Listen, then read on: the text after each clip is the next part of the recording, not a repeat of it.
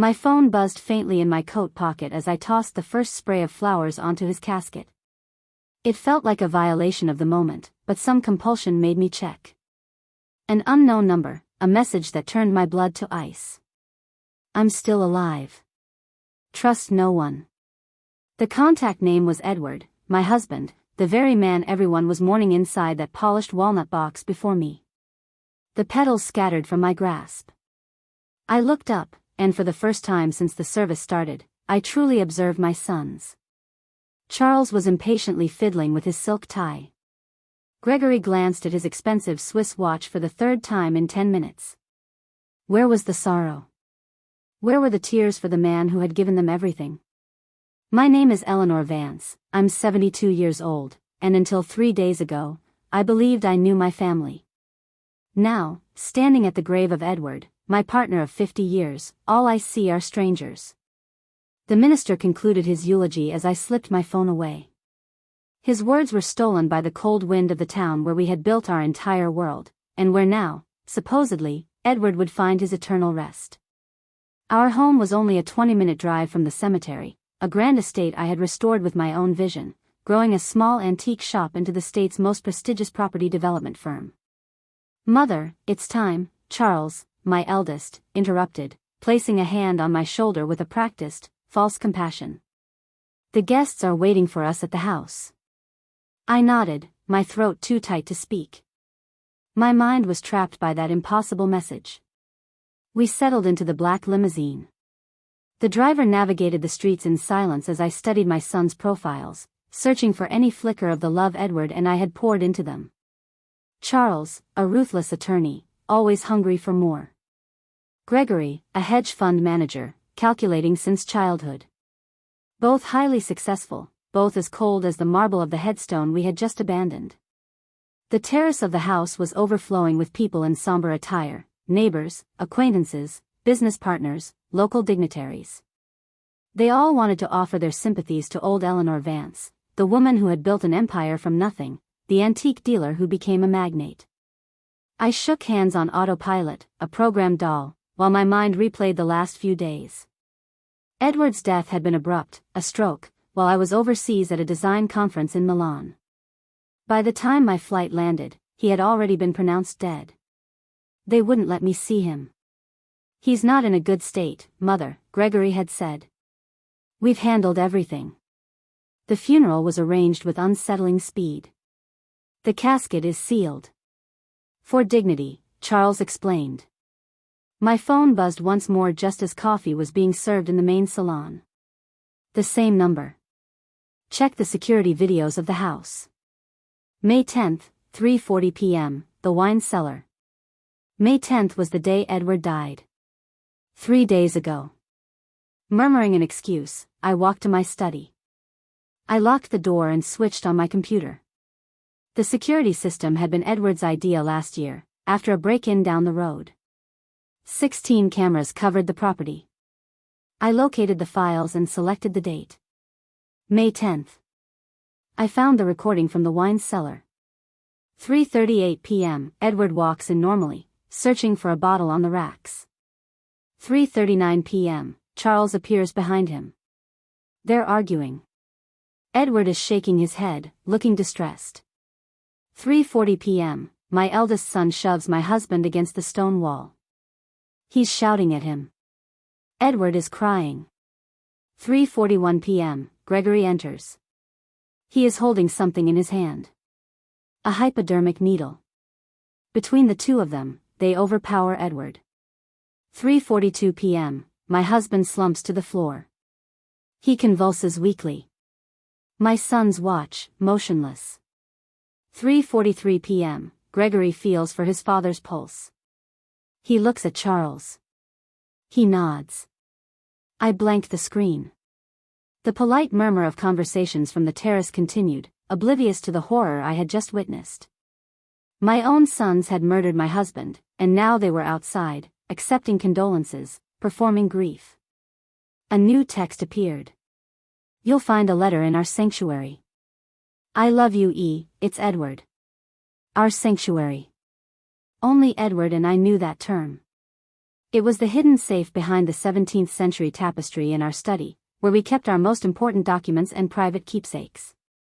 With unsteady knees, I went to the tapestry. Edward's scent of sandalwood and old books still lingered in the air. The room where we had shared financial plans and quiet evenings.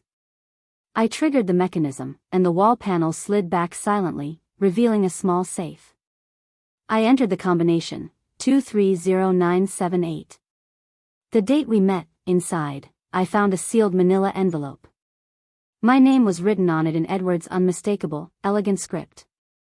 I tore it open with trembling fingers.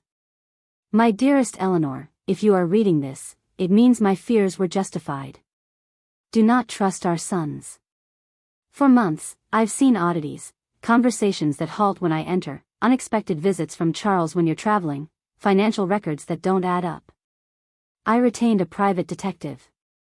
His name is Michael Sanders, a former federal agent. His number is at the end of this letter. He has all the proof. Charles and Gregory are financially ruined. Disastrous investments, gambling debts, leveraged properties.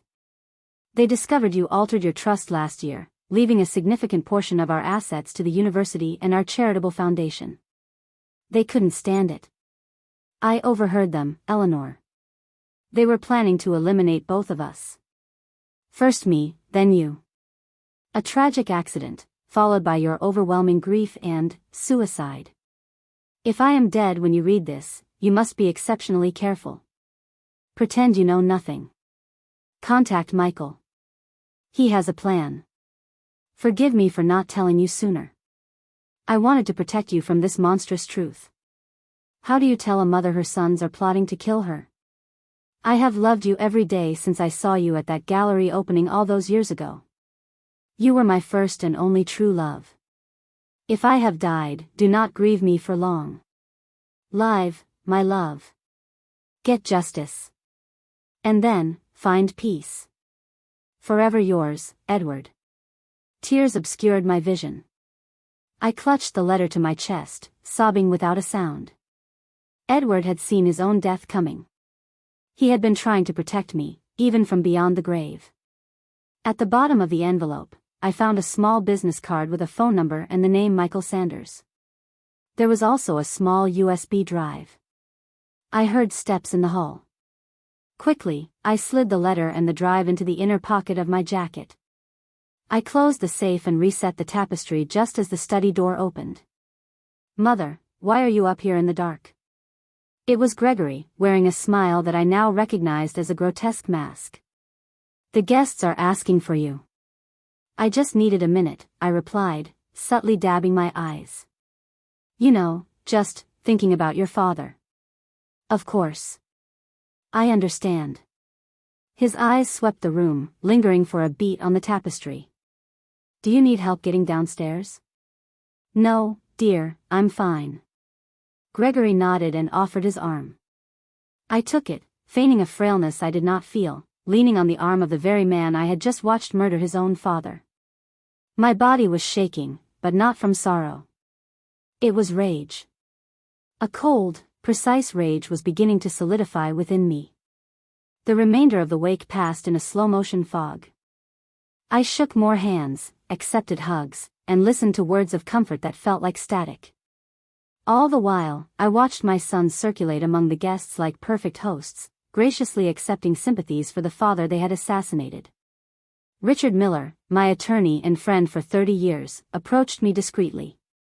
Eleanor, when you're ready to review Edward's estate, I'm at your disposal, he said in a low voice. There are certain matters we should address promptly. What matters, Richard? I asked, scrutinizing his face. The life insurance, primarily. Charles noted that Edward increased it significantly a few months ago. A considerable sum. I had heard nothing of such an increase. Edward and I shared every financial decision. Or so I had thought. We'll discuss it later, I replied, keeping my face a neutral mask. Perhaps tomorrow, when things are quieter. Richard nodded and moved away. I watched him join Charles in a corner, chatting animatedly. Was my lifelong lawyer also part of this? How deep did this rot go? By 8 o'clock, the final guest departed. The house fell quiet, now occupied by only 3 people, a devastated widow and 2 murderers. "Mother, you must be exhausted," Charles suggested, patting my back. "It's been an incredibly difficult day for all of us." "Yes, perhaps you're right," I conceded, faking exhaustion. "Will you both be staying here tonight?" "Absolutely," Gregory replied. "We wouldn't dream of leaving you alone right now." They didn't want to leave me alone. Of course they didn't. The second part of their plan must already be in motion. "Thank you, boys," I murmured, embracing them both, fighting the primal urge to claw at their faces. "I don't know what I would do without you." I climbed to my bedroom, locked the door, and sat in the darkness. The silence of the mansion seemed to magnify the pounding in my chest. I took out my phone and stared at Michael Sanders' number. It was almost 9 at night. Was it too late? I chose to send a text. "This is Eleanor Vance. Edward left me your letter. We must talk." The response was immediate. "I have been waiting for you, Mrs. Vance. Do not use your regular phone to communicate with me. It is likely compromised. In your greenhouse, beneath the terracotta potting bench, you will find a burner phone. Use it to call me. Trust no one inside your house." I stared at the message. Edward's paranoia had been anything but. He had prepared for everything, anticipating the absolute worst. I waited until the house was utterly still. At 11:30 p.m., I removed my shoes and slipped silently from my room. I descended the main staircase, avoiding the 4th step that always creaked, knowledge gained from 50 years of living in this house. I slipped through the conservatory and into the attached greenhouse. The terracotta potting bench was where Edward kept his orchid supplies. I opened the cabinet carefully and lifted a tray of potting soil. Underneath, just as Michael had indicated, was a small, black cell phone and its charger. I powered it on. It had only one contact saved, MS. I returned to my suite with the same stealth. Once I was safe, with the door securely locked, I dialed the number. "Mrs. Vance." A deep voice answered on the first ring. "I am profoundly sorry for your loss. Are you Michael Sanders?" "Yes, ma'am. Your husband hired me 2 months ago. I have all the information you need, but we cannot speak on the phone. We must meet." "When?" "Tomorrow. Your sons have a meeting at 10 a.m. with the lawyer, Richard Miller. I know because I've been monitoring their communications. We'll have about an hour. There's a cafe on Morelos Avenue. The old one. I'll be at the back table at 10:15. I'll be there, I promised." "Mrs. Vance? One last thing. The USB drive Edward left for you. Do not, under any circumstances, plug it into your computer. Bring it with you tomorrow. And for God's sake, act normal. Your life depends on it." The call disconnected. I sat in the darkness, clutching that small phone as if it were a life raft in a churning sea. Through the window, the moon illuminated the gardens that Edward had designed with such passion. The rose bushes he pruned every Sunday, the fountain where the birds drank at dawn. Everything looked so normal, so peaceful. And yet, my entire world had disintegrated in a matter of hours. I lay down on the bed fully clothed, too wired to change, too terrified to sleep. The clock showed 12:30 a.m. when I heard soft footfalls in the hallway. Someone paused outside my door. The doorknob twisted slowly, silently, but the lock held. The footsteps retreated. Charles? Gregory? Both? Had they come to see if their mother was asleep, or to enact the next phase of their monstrous plan? My regular phone buzzed on the nightstand. A text message from Charles. "Mother, are you all right? I thought I heard noises in your room. Do you need anything?" Lies. More and more lies. I replied, "I'm fine, dear. Just can't sleep. Tomorrow is another day. Get some rest, Mother. We love you. We love you.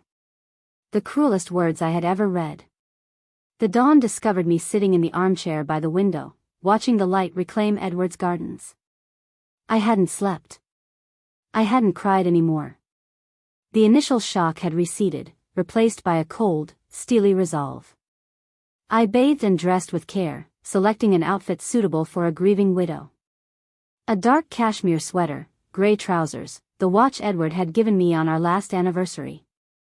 I pocketed both phones and the USB drive. When I went down to the kitchen, I found my sons making breakfast. "Mother, we didn't think you'd be up," Gregory exclaimed, pouring coffee into fine china cups. "I couldn't sleep much," I replied, taking a seat at the table. "The bed feels so empty without him." Charles set a plate of cut fruit in front of me. "Eat something, Mother. You need to maintain your strength." "Thank you, dear." I picked up a slice of mango, studying it before raising it to my lips. Could it be poisoned? Was this how they planned to dispose of me? A poisoned breakfast served by loving, murderous hands? "Incidentally, Mother," Charles started, sitting across from me. "Gregory and I need to step out for a short while this morning. Richard wants us to go over some preliminary documents about, well, legal matters." "Father's will," Gregory clarified, always more direct. "Insurance policies. Things that must be addressed, however painful." "I understand," I said, nodding slowly. "What time will you return?" "Before noon, certainly," Charles replied. "Will you be all right on your own for a little while?" "Of course. Perhaps I'll take a walk. The doctor always says walking is good for me." "Good idea, Mother. But don't overdo it." We ate breakfast in a tense, awkward silence, punctuated by occasional, hollow comments about the weather or saccharine memories of Edward. I barely touched my food, pushing the fruit around the plate and pretending to sip the coffee. At 9:45, my sons stood up in unison. "We should be going," Charles announced, checking his watch. "We'll be back soon, Mother." I saw them to the foyer, waving as Gregory's sedan disappeared down the long drive. The moment they were out of sight, I hurried to my room, grabbed a light coat, and the keys to my own car. The old cafe was a 10-minute drive. I parked a block away and walked the remaining distance, scanning the street around me. Paranoia was becoming a new companion, but perhaps it was justified. The place was small, quiet, with wooden tables and the rich aroma of fresh coffee. In the back, just as he'd promised, a man in his late 50s, solidly built, with salt and pepper hair and a thin scar above his left eyebrow, raised his hand slightly as I entered. I walked toward him, feeling the weight of the other patrons' curious glances. No doubt my face was in the local paper. The grieving widow. "Mrs. Vance," the man greeted, standing and shaking my hand. It was a firm, no-nonsense grip. "Michael Sanders. Please, sit down." I sat across from Michael Sanders, feeling the crushing weight of my new reality. The cafe was quiet, with only a few tables occupied by people lost in their own worlds. "First, Mrs. Vance, I have to be sure you weren't followed," Sanders said in a low voice, his eyes methodically scanning the room and the street outside. "Your sons have people on their payroll. People I recognize from the scene." "What scene?" I asked. "The criminal underworld of this city. I was a federal agent for 20 years. I know the local players," he paused. "And some of them are now working for your sons." A cold dread seeped into my bones. My sons, Charles and Gregory, had always been ambitious. But criminals? When had they crossed that line? "Did you bring the USB drive?" I took the small device from my pocket and slid it across the table. Sanders pulled a rugged, slim laptop from his satchel, opened it, and inserted the drive. "Your husband was a brilliant man, Mrs. Vance. He started getting suspicious when he found documents with his signature forged, authorizing wire transfers to accounts in the Cayman Islands. He hired me to follow the money." "How much?" I asked, dreading the answer. $12 million. siphoned over the last 3 years from your development firms. He turned the screen to face me. Here are the records. The forged signatures, the ghost contracts with suppliers that don't exist. I stared at the screen, recognizing names of shell corporations and supposed subsidiaries I had never approved. My husband's signature, perfectly replicated, was at the bottom of each fraudulent document. Edward found all of this by reviewing the quarterly statements. When he confronted Charles, his son denied it all, but Edward had already gathered the proof. And that's why they killed him, I murmured, a wave of sickness rising in my throat. Yes. But there's more.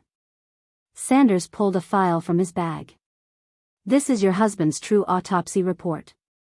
The official one was falsified by the medical examiner, an old university friend of Charles's. I opened the file with shaking hands. The report was blunt. Edward had died from poisoning with a substance called tetrodotoxin, a potent neurotoxin. It's extracted from pufferfish, Sanders explained. Nearly impossible to detect without specific tests. It causes progressive paralysis. It mimics a massive stroke or heart attack. Edward was digging too deep.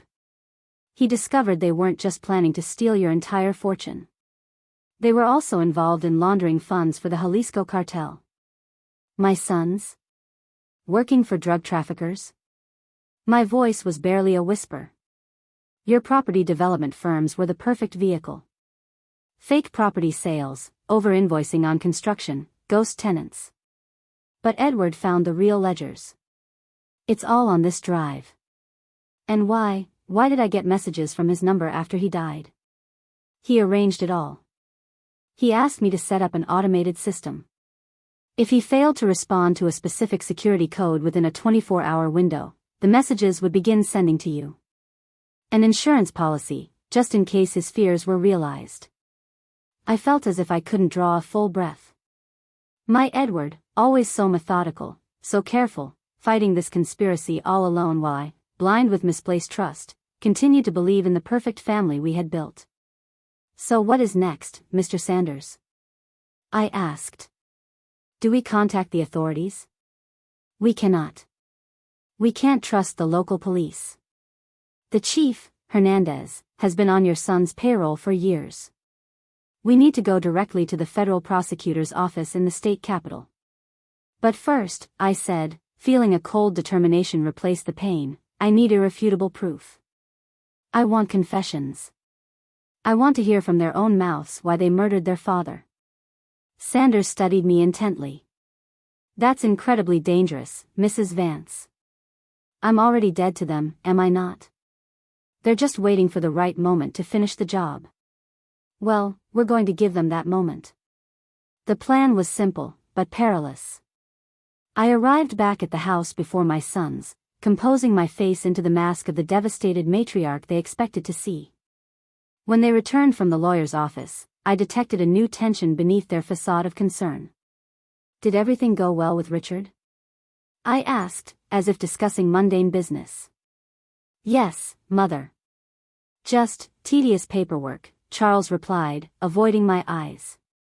I would like to see those papers, I said. After all, he was my husband.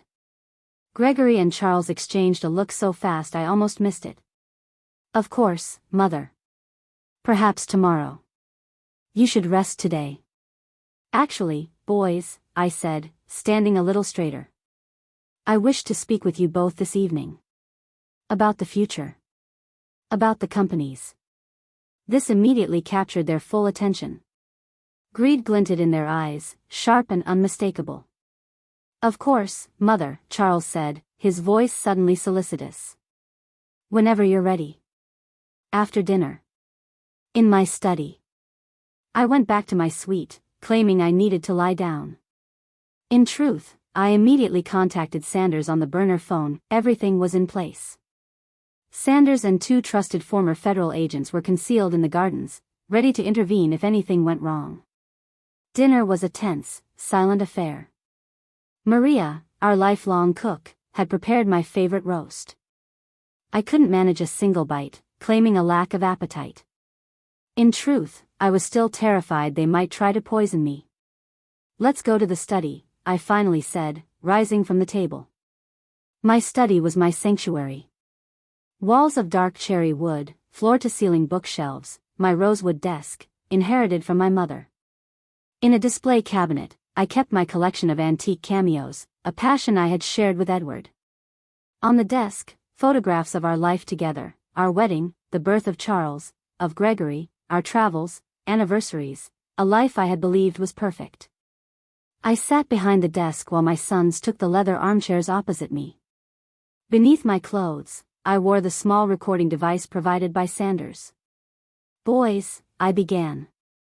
I've been thinking a great deal since Edward left us. About life, about our legacy.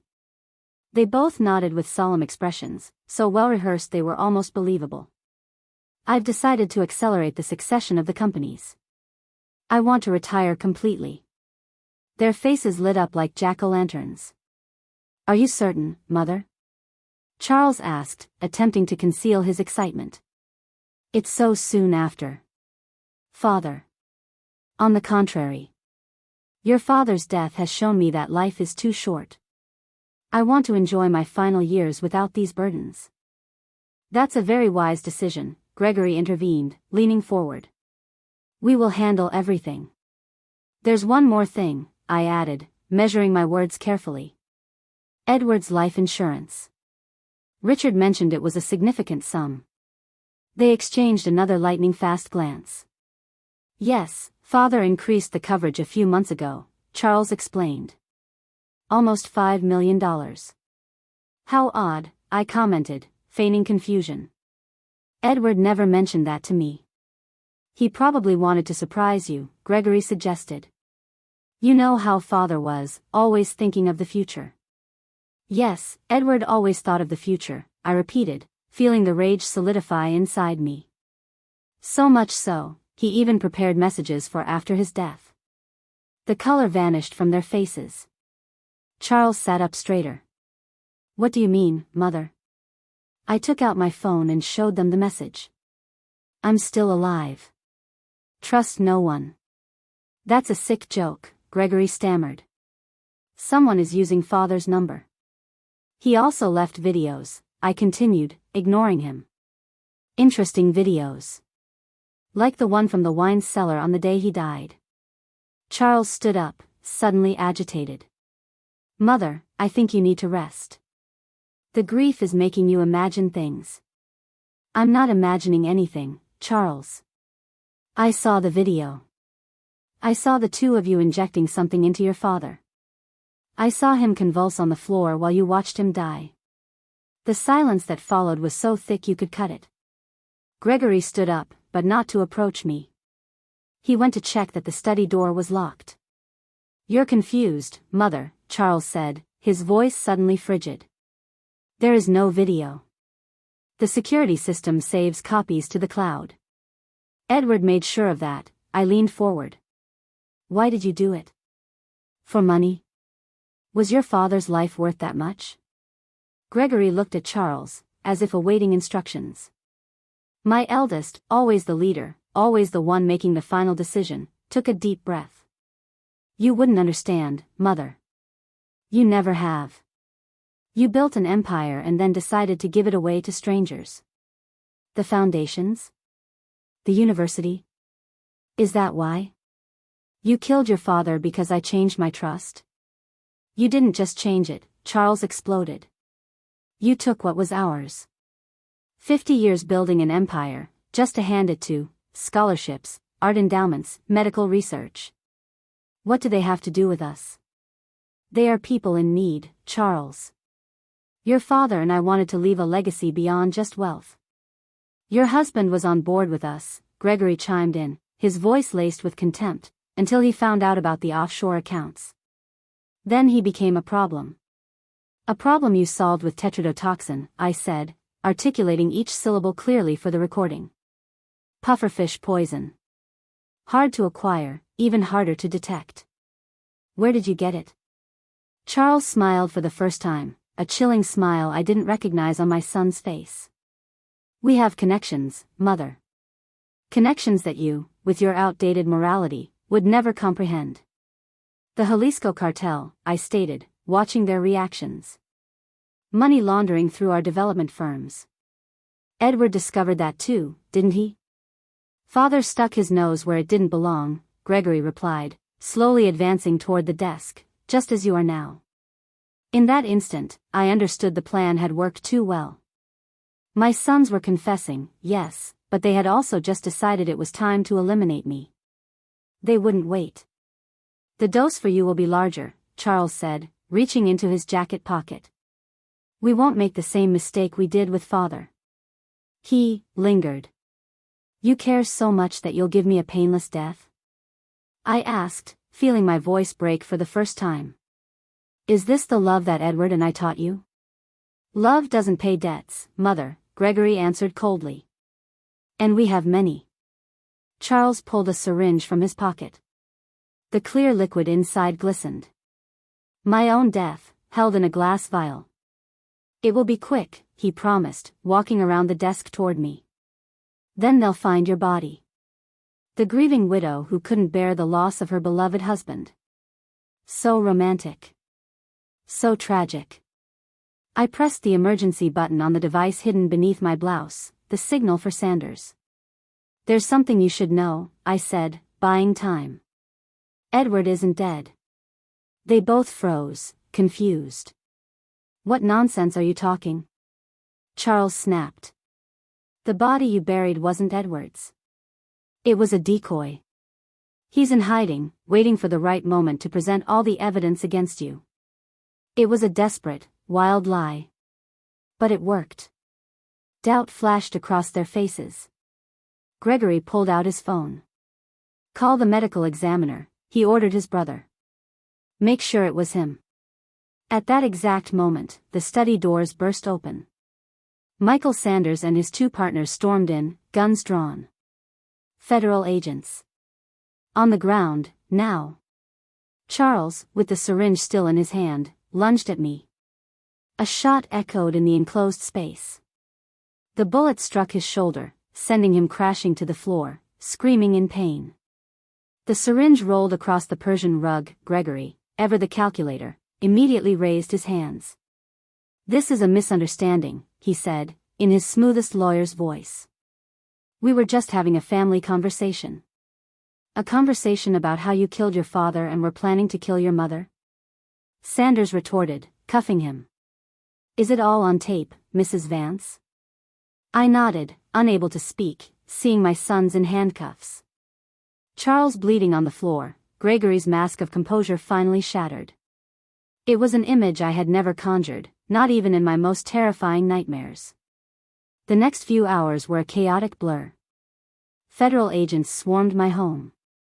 The phone wouldn't stop ringing.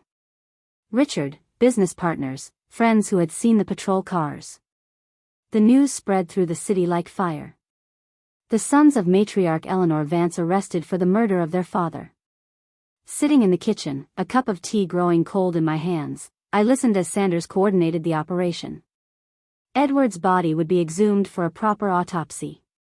My sons' bank accounts, frozen. Their accomplices, identified and pursued. Mrs. Vance, Sanders said, sitting across from me. You did an incredible job. Your husband would be proud. My husband is dead, I replied mechanically, and my sons are murderers. I have nothing to be proud of. You have justice. And that's something. Justice. A cold, insufficient word. What good was justice when everything I loved had been annihilated? What happens now? I asked. Your sons will face charges for premeditated murder, attempted murder, forgery, fraud, and money laundering. They won't see the light of day again. He paused. As for their partners in the cartel, that's another, more complex, more dangerous matter. Am I in danger? Temporarily, yes. The cartel won't be pleased their laundering operation was exposed. We'll need to move you to a secure location while we complete the investigation. A secure location. Far from the home I had restored with Edward, far from the memories, far from everything that had been my life for over 70 years. Can I visit his grave first? I asked, feeling the long-suppressed tears finally begin to flow. I need to say goodbye. Sanders nodded. Early tomorrow. With an escort.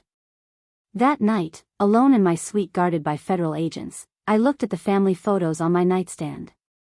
Charles and Gregory as children, smiling, innocent. At what point did they become these monsters? When did ambition consume their humanity? Was it my fault? Did I give them too much, or not enough? My phone buzzed. One final message from Edward's number. When it's all over, look in the lake house. I love you. E. The lake house. Our secret getaway. A small cabin we bought decades ago, before the business grew, before the money, when we were just a young couple in love with 2 small boys. I didn't mention the message to Sanders. Some things had to remain between Edward and me. The cemetery was quiet the next morning. Dew covered the tombstones like the earth's tears. 2 federal agents escorted me, keeping a respectful distance as I knelt before Edward's grave. I kept my promise, my love, I whispered, placing white lilies on the cold marble. Those responsible will pay. But at what cost? Our family is destroyed. The wind rustled the leaves, as if Edward were answering from somewhere beyond. I don't know how to go on without you. Without them. I'm alone now. I traced my fingers over his name. Edward William Vance. 1950 to 2025. Beloved husband and father. The irony of that last word was unbearable. As I stood, I noticed something unusual. A tiny, fresh crack in the headstone just below his name. Examining it, I saw it wasn't natural. Someone had etched, with a fine tool, a tiny message. LH0522. Lake House. May 22nd. 5 days after his death. My heart hammered against my ribs. What did this mean? Another message from Edward, prepared before he died? Or, something more impossible? More unthinkable? I said nothing to the agents. Some answers, I had to find alone. 3 weeks later, the case was a media sensation. The exhumation confirmed the presence of tetrodotoxin in Edward's body. The offshore accounts were traced. The cartel connection was exposed.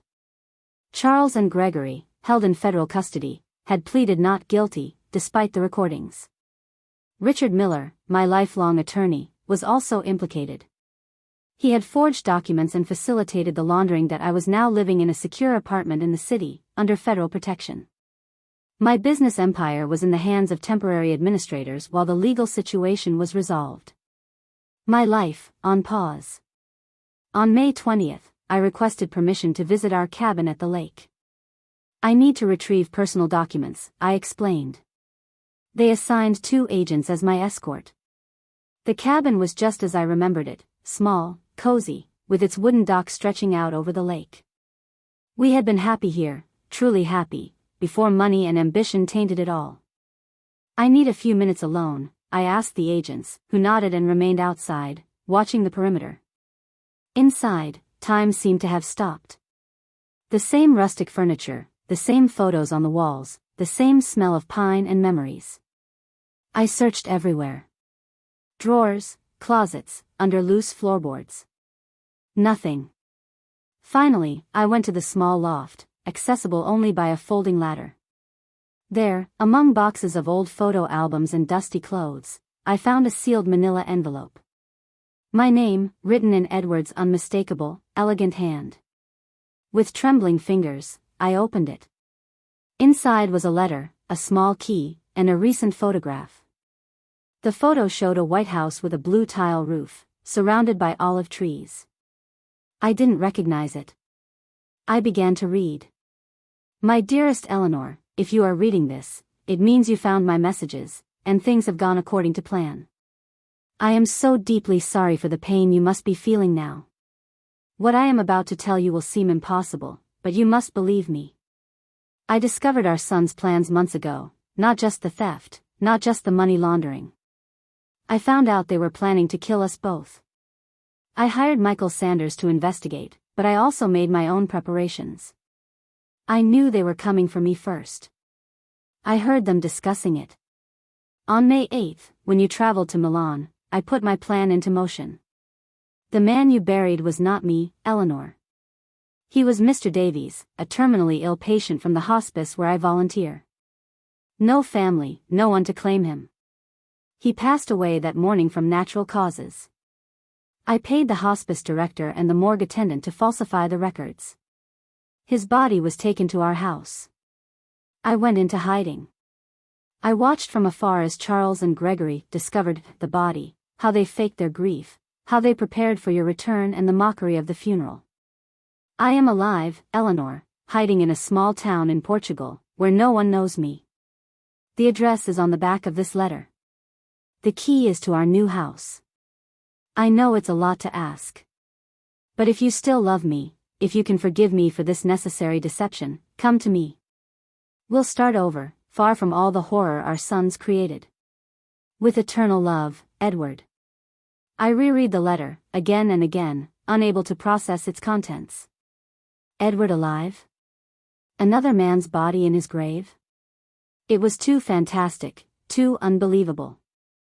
And yet, the text messages, the etching on the headstone, this letter. I turned the paper over. An address in Sintra, Portugal. A small town known for its palaces and gardens, a place where two old people could vanish and start anew. The world I thought I knew had shattered. My sons were murderers. My husband, supposedly dead, might be alive on the other side of the ocean. My entire life, an elaborate lie. What was I supposed to do? Inform the authorities? Keep the secret? Fly to Portugal to find out the truth? I put the letter in my pocket and climbed down from the loft. The agents were still waiting outside, oblivious to the earthquake that had just shaken my existence. Did you find what you were looking for, Mrs. Vance? One of them asked. Yes, I replied, feeling a decision begin to form. I found exactly what I needed. Back at the safe apartment, I sat by the window, watching the city spread out at sunset. In my hand, the small key Edward had left. In my mind, 1,000 unanswered questions. If Edward was truly alive, why not contact the authorities directly? Why this elaborate charade? The answer, painful but clear, was the same one that explained my son's actions: fear. Edward had discovered that our own children were planning to murder us. Who could he trust with such a horror? Who would believe him? Worse, who would protect him when the murderers were the respected heirs to the Vance empire, with connections all over the city? His plan, though extreme, had worked. It exposed our sons. It protected my life. And now, it offered me an escape. A second chance. My phone rang. It was Sanders. Mrs. Vance, we have a problem. Charles has managed to communicate with his cartel contacts from prison. They've put a price on your head. How much am I worth to my own son? I asked with bitter irony. $1 million. We're going to have to move you again. Maybe out of the country. Out of the country. As if fate itself were pushing me toward Edward. I need a few days to arrange some personal matters, I replied. After that, I'll be ready to go. I'll assign you additional protection in the meantime. Be careful, Mrs. Vance. These people won't stop at anything. I hung up, feeling a strange calm wash over me. Difficult decisions sometimes bring an unexpected clarity. I took out the photograph of the house in Portugal. A white home under a warm sun. A new beginning. The question was, did I deserve that new beginning? Could I live with the lie, with the deceit, even if it was for protection? And more importantly, could I forgive Edward for allowing another man to be buried in his place, for orchestrating this entire sham, for not trusting me enough to share his suspicions from the start? Night fell over the city as I continued to stare at the photograph, the key, and the impossible future that lay before me. A future built on ashes, on lies, on betrayals. A future that, despite everything, held the only light that had ever guided my path. Edward. The decision kept me awake. The safe apartment, with guards posted at the door, felt like a gilded cage. In my hand, the key to a house in Portugal.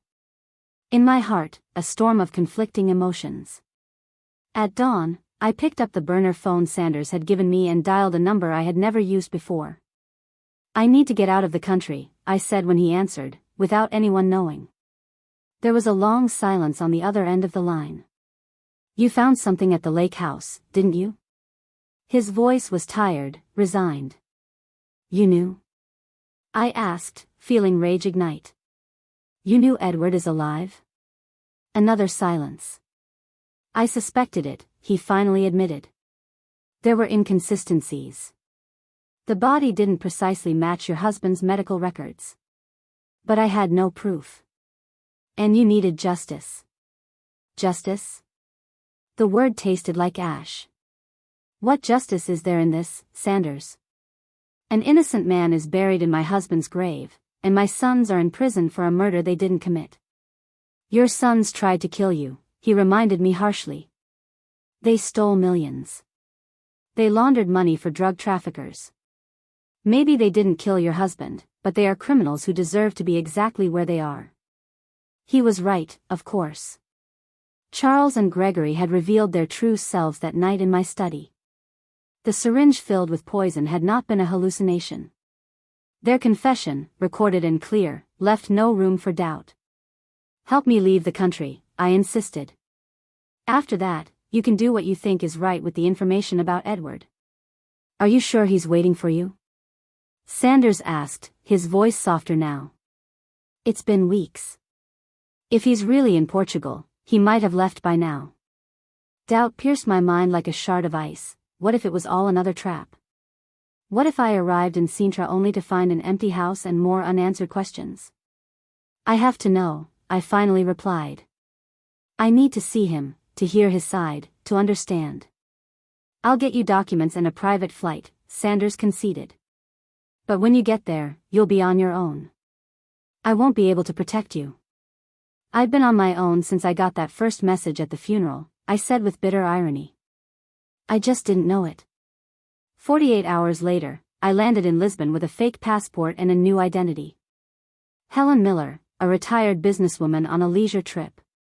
Sanders had kept his word, facilitating my departure from the country without alerting official authorities. From Lisbon to Sintra, a journey of just half an hour by road, I hired a taxi, feeling my heart accelerate with every mile that brought us closer to the address Edward had left. Sintra was like a storybook. Colorful palaces perched on green hills, lush gardens, cobblestone streets winding between centuries-old buildings. A perfect place to disappear, to reinvent oneself. The taxi dropped me at the end of a rural road. From there, according to the directions, I had to walk about 200 yards to the house. The air smelled of eucalyptus and damp earth. In the distance, the Atlantic Ocean shimmered under the afternoon sun. And then I saw it, exactly as in the photograph, a white house with blue tiles, surrounded by olive trees and a small vegetable garden. A column of smoke rose from the chimney. Someone was home. I stopped, suddenly terrified. What would I say? What would I do? How do you greet a husband who faked his own death? Before I could decide, the door of the house opened, and there he was. My Edward. Thinner, his hair now completely white, but unmistakably him. Alive, breathing, real. Our eyes met across the distance. His widened, his hand flew to his mouth, stifling a cry. "Eleanor." His voice, barely a whisper, was carried to me by the wind. I walked toward him as if in a trance, unable to speak, to think. When I was a few feet away, I stopped. I had rehearsed 1,000 accusations, 1,000 questions, 1,000 reproaches. But standing before him, alive, they all vanished. "You're here," he said, tears streaming down his cheeks, etched by time and worry. "You really came." "I had to see you," I replied, my voice breaking. I had to know if it was true. Edward held out a trembling hand. I took it in mine, feeling its warmth, its pulse, the undeniable proof of his existence. Forgive me, he pleaded, for everything. For the lie, for leaving you to face our sons alone, for... Why, Edward? The question escaped my throat like a scream held back for too long. Why didn't you trust me? He looked down, his shoulders slumping under the weight of secrets too heavy to bear. Come inside, he said simply. There is so much to explain. The house inside was simple but cozy. Rustic furniture, a few plants, books. A home built in a hurry but with the intention of permanence. On the wall, a single photograph, the two of us, young, smiling, in front of our first antique shop. When I found out what our sons were planning, Edward began, pouring tea into ceramic cups. I wanted to tell you immediately. But then I found this. He pulled a notebook from a drawer. I recognized it instantly, Charles's personal planner. He handed it to me, open to a specific page. There, in my firstborn's neat handwriting, a terrifying plan was detailed. Mother is getting suspicious. Too many questions about the new contracts. If she finds out the truth, we'll lose everything. Plan B is in motion. Plan B was to eliminate both of us, Edward explained. But they were afraid that if you died first, the authorities would suspect something. I was the initial target. Then, when you were devastated by my loss, vulnerable, a tragic accident, or a suicide due to depression would follow. Why didn't you go to the police? I tried. His voice hardened. I went to see Commissioner Hernandez. He listened patiently, and then he called Charles while I was still in his office. He told him his paranoid father was making up conspiracies. The horror of his situation began to dawn on me. Alone, with no one to trust, warning me could have accelerated our son's murderous plans. I hired Sanders, Edward continued, a former Fed, no connection to the local police. He started investigating discreetly, but time was running out. Charles and Gregory were getting more impatient, more careless. I heard them arguing about dates, about methods, about alibis. And so you decided. I couldn't finish the sentence. The enormity of his decision left me speechless. To disappear, he completed. To give them what they wanted, my death. But on my terms. Controlled, documented. A trap that would eventually expose them. Mr. Davies, I said, remembering the name from the letter. The man we buried. Edward nodded, his eyes clouding with sorrow. A terminal patient. No family, no one to mourn him. I promised him that his body would not be forgotten, that it would rest in a place where it would receive flowers and prayers. It's not a good enough justification, I know. I stood up, unable to remain seated under the weight of these revelations. I walked to the window, looking out at the flowering garden under the Portuguese sun. A paradise built on deceit. Our sons tried to kill me, Edward. With the same tetrodotoxin they supposedly used on you. They're in prison now, facing life for your murder. I know, he replied quietly. Sanders kept me informed. It wasn't the original plan, but what? I turned to him, feeling anger replace the initial shock. What did you think would happen? That they would confess to other crimes, but not your murder? I thought you would be safe, he answered, his eyes filled with tears. That the evidence Sanders was gathering would be enough to lock them up for fraud, for money laundering. I never imagined they would try to kill you so soon, so openly. But they did. And now they're being tried for a crime they didn't commit. A crime they would have committed if they'd had the chance, Edward retorted, a flash of hardness in his eyes. Are you defending them now, Eleanor? After what they tried to do to you? The question hit me like a physical blow. No, I wasn't defending them. My son's betrayal was unforgivable. The syringe in Charles's hand, the coldness in his eyes as he prepared to kill me, those memories were real. That guilt was undeniable. What do we do now? I finally asked, sitting back down across from him. Do we live here, in hiding, while the world thinks you're dead and I'm missing? While our sons are convicted for a murder that didn't happen? I don't know, Edward admitted, reaching across the table to take my hand. I only know that we're together now. And that together, as always, we'll find a way. I looked at him, really looked at him. At 72 years old, I thought I had known every facet of love and pain, but this was unexplored territory. My husband had faked his own death. He had allowed another man to occupy his grave. He had left me alone to face the most devastating betrayal imaginable. All to protect me. All for love. Was it justifiable? I didn't know. Was it forgivable? Maybe. In time. Did I still love him? Without a single doubt.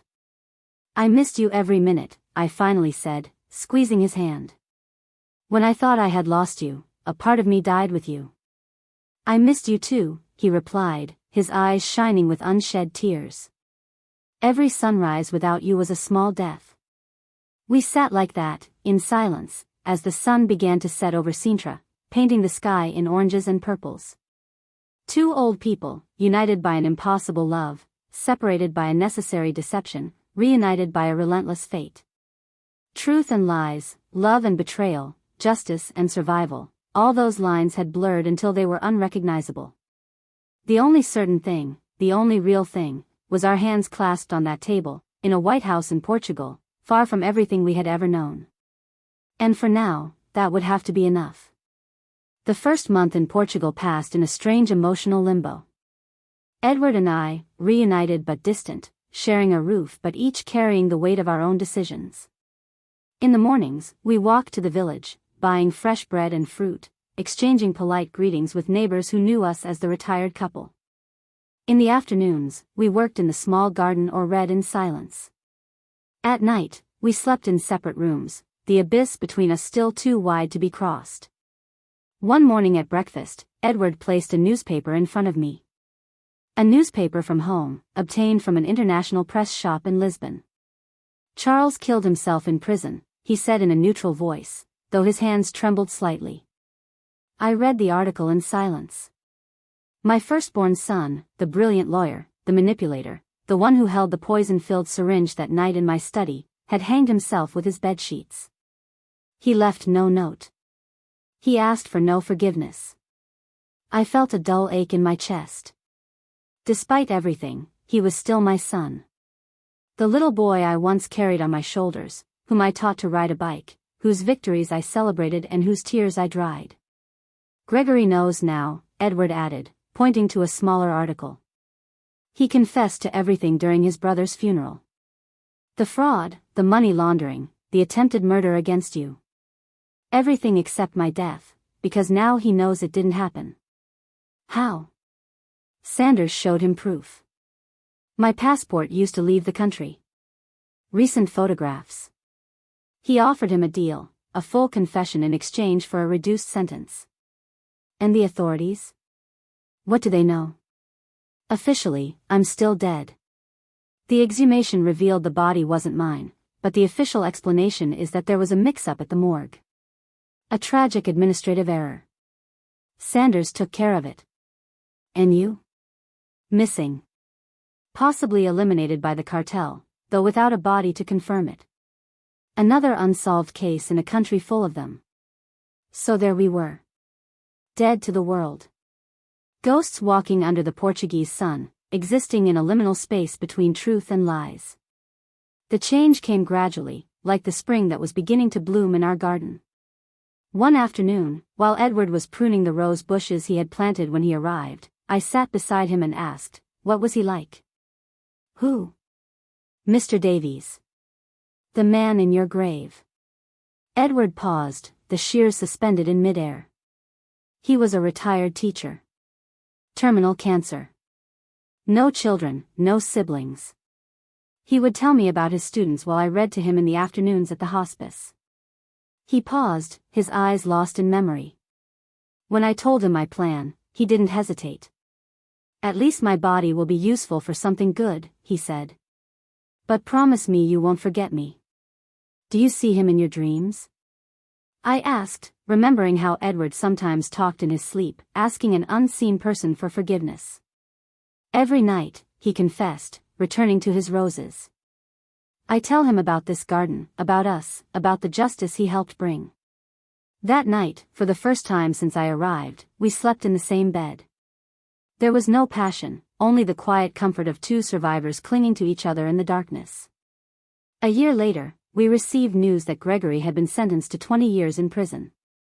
Not for my supposed murder, nor for his father's, but for fraud, money laundering, and conspiracy to commit murder. The Vance empire had been liquidated, its assets distributed among creditors and charitable causes, just as Edward and I had originally planned. It was then that we made our decision. We couldn't keep living in the shadows, trapped between two worlds. Edward wrote a long letter to Sanders, revealing the whole truth, taking full responsibility. I added my signature at the end. I was ready to face the consequences with him. The reply came 3 weeks later. Some secrets are best left buried. Live your lives. Justice has already been served. And so we did. We legally adopted our new identities. We bought a larger house on the coast. We planted a garden of white roses that Edward named the Garden of Mr. Davies. We started teaching English to local children. We built, step by step, a new life. It has been 5 years since that funeral where I received the message that changed everything. Today, as I write these lines on our porch facing the Atlantic, Edward is napping in the hammock. At 75, he is still the most complex and brave man I have ever known. At 77, I have learned that love is not just about tenderness and companionship, but also about forgiveness and reinvention. We never went back. We never visited the grave where Mr. Davies rests under my husband's name. We never saw Gregory serve his sentence. Those doors are closed forever. But every night before we sleep, we light a candle and say a prayer for everyone. For Charles, who chose death over redemption. For Gregory, paying for his crimes in solitude. For Mr. Davies, the stranger who gave us this second chance. And for ourselves, two old people who found peace after the storm. Sometimes, our neighbors ask why two elderly people decided to start over in a foreign country, far from everything familiar. Edward always answers with a smile, because it's never too late to be reborn. And he's right. In the twilight of our lives, when most are preparing for the end, we found a new beginning. A bitter miracle, built on necessary deceptions and painful truths, but a miracle nonetheless. The message I received that day at the funeral, those impossible words that changed the course of everything, turned out to be the purest truth in a world of lies. I'm still alive. Trust no one. And it was true. Edward was still alive. And in a world where our own sons had conspired to kill us, trust had become a luxury we couldn't afford, except with each other. Between us, trust was reborn, like the white roses in our garden, stronger after the pruning, more beautiful after the storm. This is our story. A story of betrayal and redemption, of death and rebirth. The story of how I lost my family, my country, and my name, but found in exile and forgiveness, a peace I never thought possible. And if there is a lesson in all of this, it is that life, even in its darkest moments, always holds surprises. Some devastating, others miraculous. The trick is to keep breathing, to keep loving, to keep living, until you find out which one is waiting for you around the corner. In my case, it was an impossible message on a phone during a funeral. In yours, who knows? But keep your eyes open and your heart ready. You never know when life will send you your own message from beyond.